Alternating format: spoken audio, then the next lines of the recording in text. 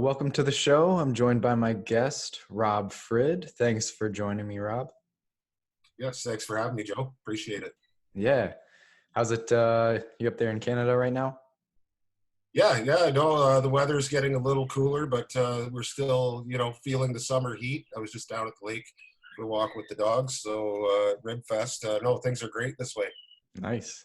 Yeah, it's starting to feel the chill here in Chicago already, and it's not even just barely September. So, but I really appreciate you coming on, and we want to hear a little bit about your story and kind of the things you're working on now. So, if you wanted to let our listeners know kind of your story and what you've been through. Sure.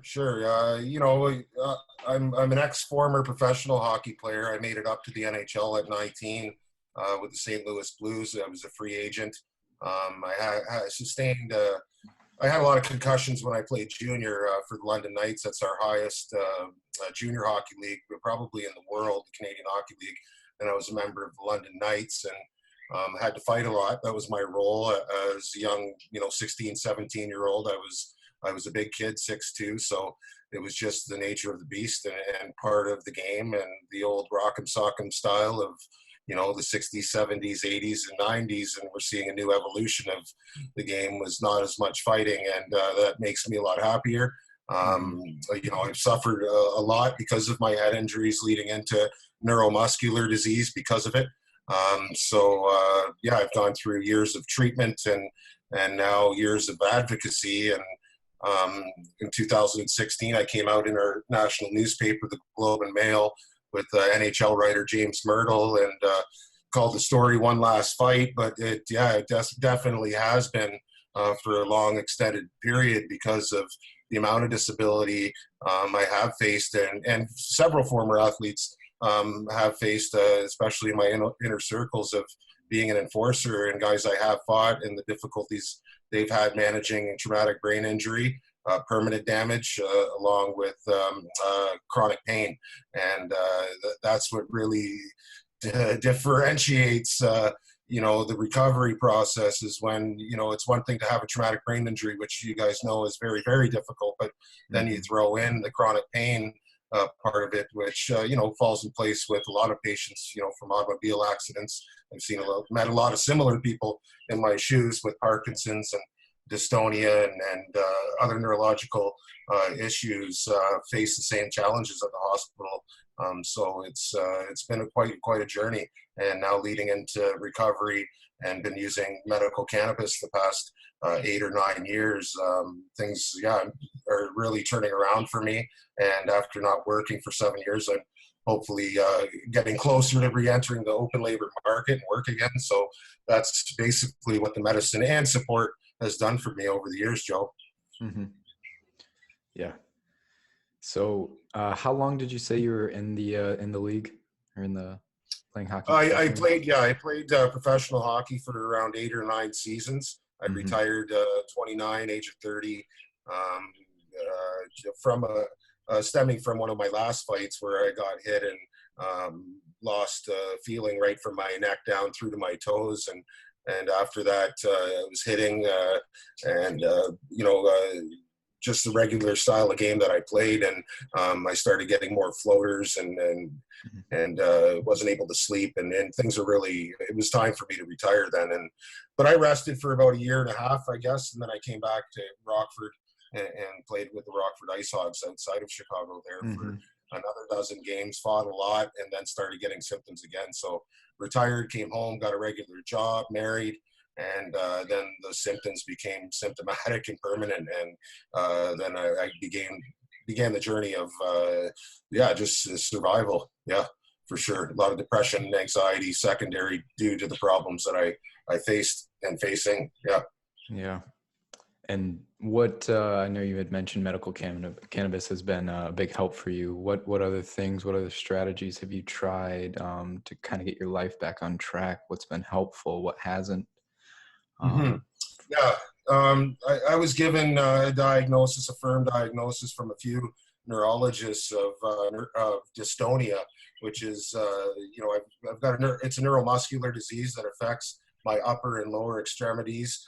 My brain is basically, the circuit is not controlling my neuromuscular system properly. So I get into a lot of heavy cramping that includes getting into my bones and locking of everything from my toes to ankles to hamstrings to quads to you name it, up into my eyelids, jaw. So it's very difficult. The treatment I don't sit well. I will start getting more fidgety probably, but I just use my cannabis so it helps me sit longer. It's difficult. I try to be active. I've got a dog. He's like medicine to me. I've got a Labradoodle. We go on hikes every single day, so I do move, but I really have to watch the physical exertion, because the more that I do, then I can get into some nasty flare-ups at night. So it's just a balance that I've learned over the years through treatment at London Health Sciences Centre in London, Ontario. Okay. And I guess looking back retrospectively at your career and some of the things that are going on now, what would you recommend to a young hockey player, or any high contact sport like that?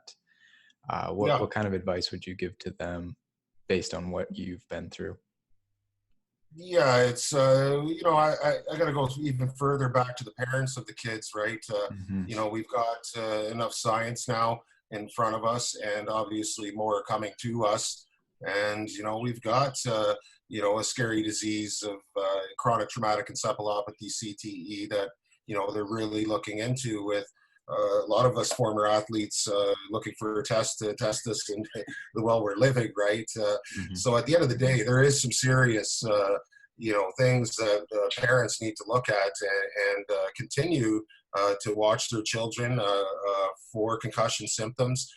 They're not very easy at times to find because of the culture of the games, and the kids enjoying the sport as much as we all did, and whether it's hockey, football, soccer, it doesn't matter, right? They're still children, and us as adults have to make decisions along with obviously doctors.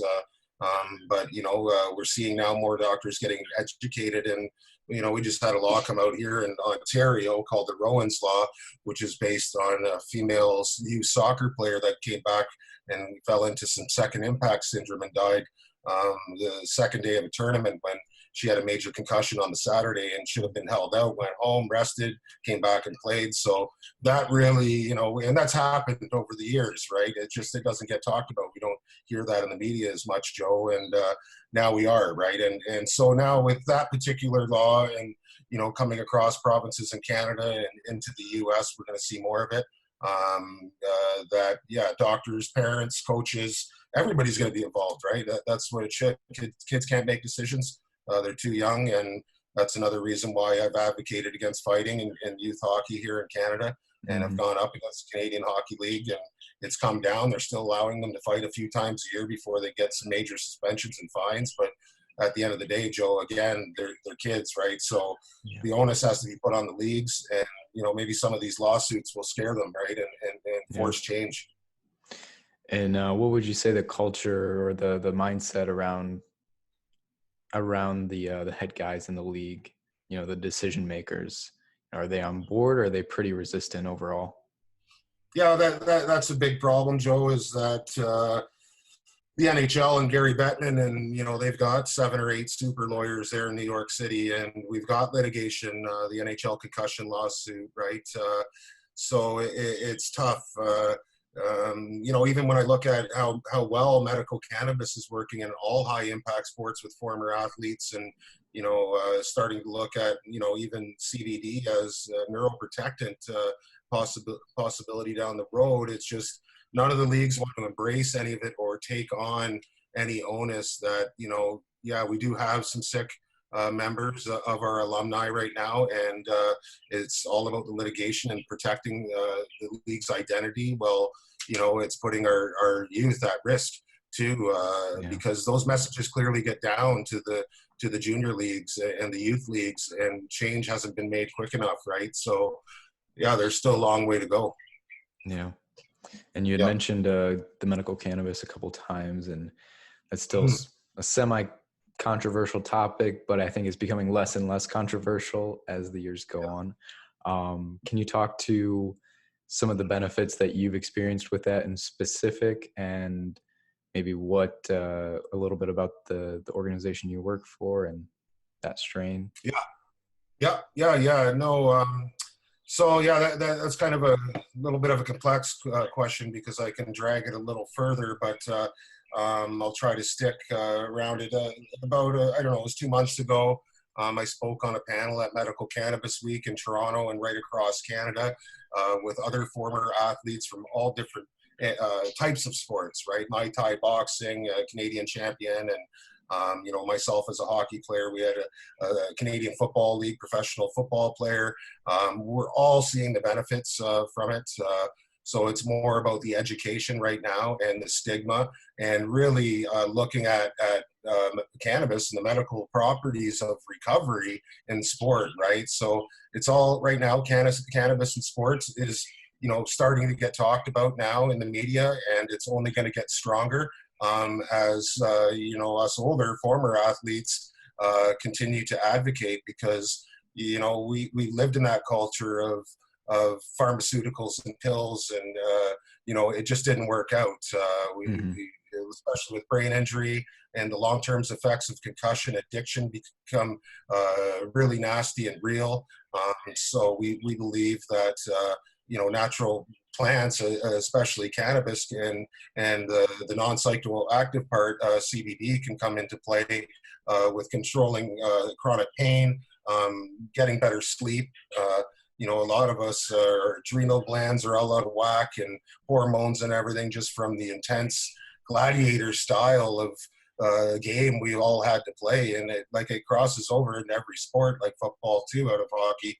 So yeah, there is a need for it, and I'm glad to be a part of it. I'm an ambassador with Athletes for Care, which is a non-for-profit 501(c)(3) out of originated in Philadelphia, with Ed Snyder's daughter, Lindsay Snyder, and a good friend of mine, Riley Cote, a former Philadelphia Flyer. I launched that a few years ago, and we've brought on Mike Tyson, Frank Shamrock, Jim McMahon, and hundreds of other athletes are coming on all the time and getting engaged and involved in the community with education and educating the community too. And it's not just about us former athletes and taking care of ourselves. It's about taking care of the fans and the culture of the game, and leading to a safer sport behind us all. Yeah, absolutely. And I know laws here in the States are becoming more and more lenient, especially here in Illinois. How easy is it up in Canada right now? Yeah, it's right now the government has taken control, and really the legalization was all about the recreational side of cannabis. Mm-hmm. So they started initiating like 25 licenses, so stores across Ontario, let's say, which is obviously a very large province. So as a medical patient, the access, you go into the recreational stores, they don't have, a lot of it's flour, and I need to take oils and tinctures at night for sleep and control my muscles. So we're forced to mail in, right, to a government licensed producer in Canada, and you have to have minimum purchase money. You have to, there's a time delay. You have to be at your house in order to get your medicine. Just a lot of restrictions, right? And that's why I'm also an executive director with Medicinal My Way that works directly against our government. We're in court right now next week. We're starting in the municipality of Hamilton. We've got Jack Lloyd, who's one of probably the largest global cannabis advocate lawyer in the world, and Jack's representing 1,200 of us patients, and we're fighting to get better access and medical dispensaries or storefronts in our communities for those that A, can't drive, or B, don't have a fixed address, on disability, don't have credit cards. So for sure, yeah, a lot of the Americans, and I lived in the States for a long time, they see that, we've got the legalization, they think everything's kosher here with cannabis, but it's not, right? So we still have a fight ahead of us. But the change is coming, and you guys are seeing it all over, right? You look at all the children with epilepsy and that are getting the benefits, and starting from Charlotte's Web a few years ago in Colorado. So yeah, things are really getting better, but not quick enough. That's for sure. Yeah, absolutely. I mean, we definitely see the benefits, and hopefully the science starts to catch up and, explore this a little more so that, people like you can get this a lot easier. Yeah. Yeah.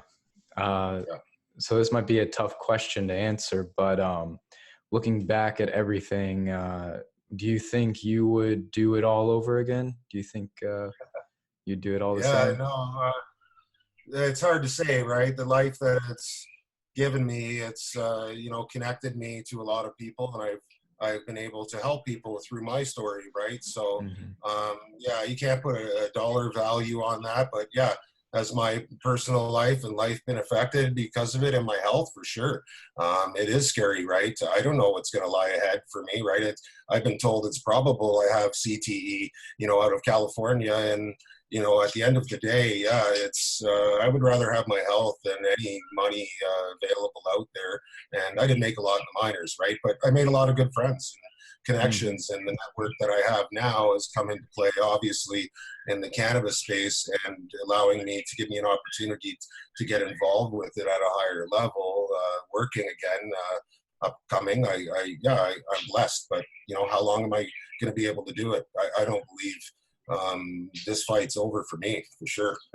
Yeah. Yeah. So what do you think? What's the next step for Rob Frid? Yeah, I don't know. I'm working with a patient out of Michigan right now, and we're looking to. We've already just launched a brand called Sure Shots CBD, and we've got pet products too. We've got pet oil. I've been able to use pet oil on my dog. Two dogs I've used it on, and I've seen the benefits with animals, right? Their endocannabinoid system is amazing, and really helped my older dog with arthritis and pain control. So yeah, I'm getting involved with that. We've got a human consumption side too. So we're looking at distribution channels, and how I can work with him there, and going over stuff with lawyers. So that's what I'm going to do. And I'm helping a group in Jamaica too, and I'm going to continue advocating for the people here and patients, and continue with Athletes for Care, and raising awareness and education, and offering care to other athletes that have struggled too. Yeah, that's great. And hopefully our listeners, some listeners will resonate with what we've talked about today, and some more supporters. And any help, you guys are doing a great job, and the brain's not easy, that when it's injured, it can take time. There is permanent damage. It does get scary for a lot of patients, but what I can say through my story is that, yeah, there is hope. I'm feeling a bit better each day, and that's all we can do, right? So anybody can reach out, they can find me on social media under Rob Frid on Facebook, Instagram. It's things are good right now, Joe. We'll just keep it going. Great. Yeah. Glad to hear that. So we're just about out of time, but did you have any parting words for the listeners? Any final words of wisdom?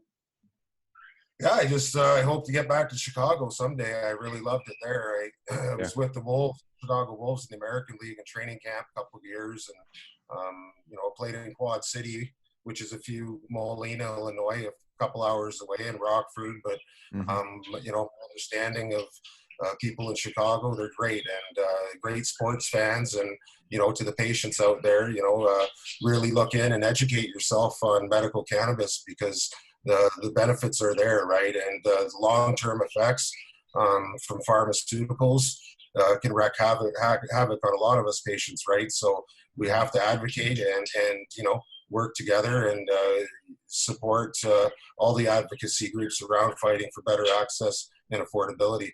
Yeah, I agree 100%. Well, thank you very much. I know you mentioned it a couple of times, but what are some of the best ways that people could reach out to you, or your organizations, if they wanted to do Sure. that?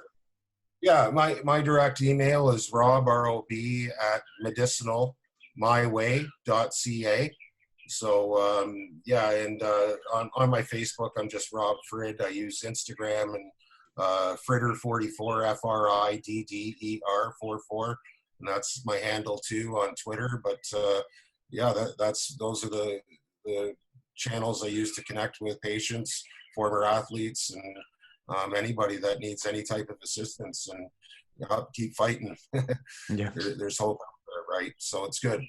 It's great. good. Thanks for having me, Joe. I do appreciate it. Yeah, I really appreciate you taking the time and sharing your story with us. It means a lot. Yes. So thank you. Say hi to Dr. Traster for me, David Traster, and hopefully I'll get up there and check out the clinic someday. Absolutely. We'd love to have you. Okay. All right. Well, this has been your host, Dr. Joe. Be well.